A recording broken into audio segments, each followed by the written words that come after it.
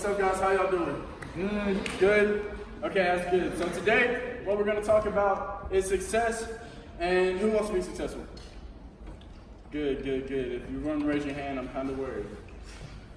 So, there's a place called the Brookings Institute, and what they do is they do research, reports, surveys, polls, experiments, all types of stuff like that, just to find out more about what causes problems in our society. And they found out some of the reasons, some of the factors that contribute to people being poor.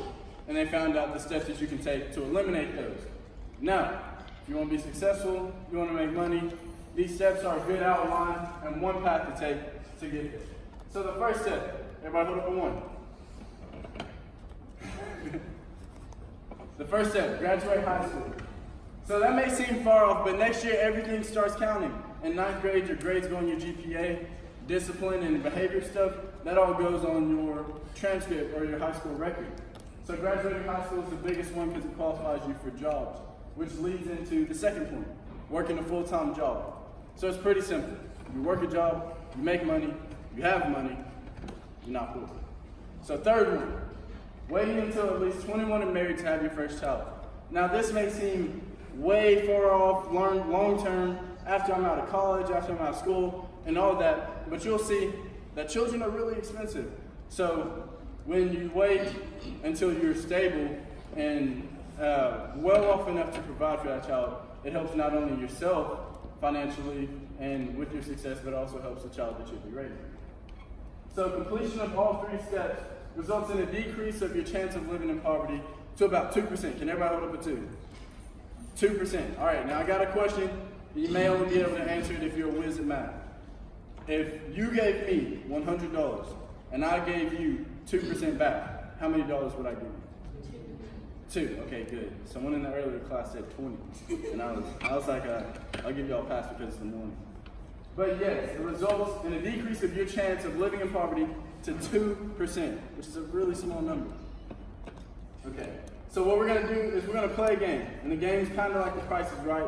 We're going to guess prices of different things, and the first thing is, can you guys see okay? It's a Rookie of the Year jersey autographed by Michael Jordan himself, and I don't think he wore it in the game, but it's still worth, I don't know. Someone want to throw in a guess on how much it's worth? Right here in the block of the 200? You buying a fake jersey? You in the back? 20,000? I'll take one more right here. $360. The actual cost for a Michael Jordan autographed jersey is $5,882.99 plus shipping and handling. And that is on sportsmemorabilia.com. So I mean, 200, 360, you can get a jersey. It may even have an autograph on it, but it's probably not going to be Michael Jordan's autograph. So, next thing, Price is Right, or a 2-week trip to Disneyland in California. So this is hotel, plane tickets, the little fast pass things, the bracelets that you can get to go to the front of every line. Does anybody have a guess right here in the block? 12 grand, that's a good guess. Yeah, in the back. $700? I got you. And we got 2 different ends. Anybody want to? Right here. 6,000. So the actual cost for a 2-week vacation is $14,243.20. So next time you guys are all on vacation, be sure to thank your parents because they spend a lot of money on you guys. And I'm not trying to promote anything because I'm not a travel agent myself, but Hotel Trivago. Next, we have a 2018 Jaguar F-Type. It's not convertible, but that is my personal favorite car in the car that I want to have when I'm older. Anybody have a guess? You right there in the blue one. 100,000? That's a good guess. Right here, you're ready. 300,000, I'll take one more. Over here on this side. 638,000. You may have the second most specific answer I've heard today. Alright, so the actual price for this is $59,900, so it's not that expensive of a car. But that's the base model, that's not the fully loaded. Alright, and we got one more. A child born in 2013. Look at those cute babies. Aww. Those 3 babies born in 2013. How much do you think it would cost to raise a child for 18 years? Because that's how long parents are responsible for it. Go ahead, right here. 10,000? Less than a car? All right, right here. 20,000? I'll take one more guess. 100,000? All right, I'm gonna take one more guess. I'll give you guys one more shot right here. 32,000. 32,000. Okay, so I think our highest guess was 100,000. The actual cost would be about $245,340, and that was for 2013. So they use the statistics that they have and all the information about the economy and more and stuff like that, and they figured out that in 2018 the cost of raising a child is a little over $300,000. So the price just keeps going up and up and up. So, like I said earlier, wait until you're 21 or married to have a kid, unless any of you want to dish out just like $300K, then maybe safer than whatever. So, like I said earlier, the Brookings Institute of Education, they did all this research, all these surveys, all these polls, interviewing all these people, and they found out that there were 2 keys. You open 2 like this, like an O. 2 keys that contributed to solving the issue of poverty and helping people avoid living in poverty. And those were marriage and work.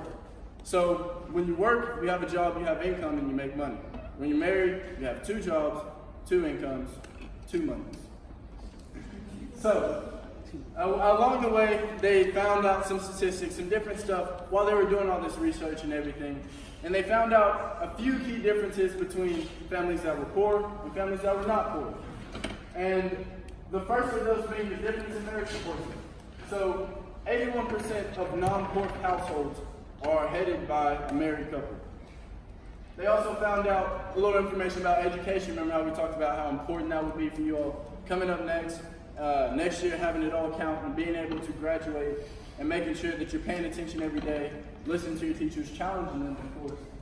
But the difference in the level of education on average for homes that were poor was a high school dropout. So that would be if like next year or any time between now and graduation, any of you dropped out. That's the max education they had in the average impoverished household. But in non-poor families, the average education is some college. So it's not to say that they were graduating college, which is obviously a goal for you if you were to go to college, but it's saying that they graduated high school and took that first step.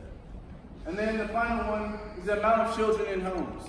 So in poor households, there was usually over 2 children. In non-poor households, there were under 2, which makes sense because you take that 30,000 and say you have 2 kids, that becomes 60,000. Well, say you have 4 kids, now you're in the hole, $1.2 million, which is a lot of money. All right, so finally, why am I up here standing up here talking to you all about the success sequence? Well, of course, because I want you all to be successful, but also because education on the benefits of the sequence makes people more liable to follow the steps of the sequence, and it kind of gives you that equal playing field because all of us are born to different situations. You can't control who your parents are, you can't control how much your parents make, and you can't control where, what neighborhood, what type of lifestyle you live in. But reducing poverty by changing behavior, changing the things that you do on a daily basis, which whether or not you want to believe it starts today, started yesterday, has been started your entire life, is the key of educating people on the success sequence. And finally, unintentional completion of the steps. Raise your hand if you had never heard of the success sequence. All of y'all have heard of it? I was about to give y'all a round of applause. I'm impressed, but a lot of you have heard of it. But there are a lot of people, unlike you all, who have never heard of it, but may complete all 3 steps. And that is to say that you can live a positive lifestyle without being educated on it, but obviously with hearing about it, with knowing that I'm reducing my chance of living in poverty to 2%, that makes you a lot more liable to follow the steps. So, that's all I have. We'll go over the 3 steps. The first step is to graduate high school. That's first on the list, you can cross off. Second step, get a full-time job. If you're not in school, you're not in college, and you're not working, how are you gonna make money? And the third step, wait until you're at least 21 or married to have a kid. because none of us have $30,000 for a kid. We good? We good? Yeah. Any questions?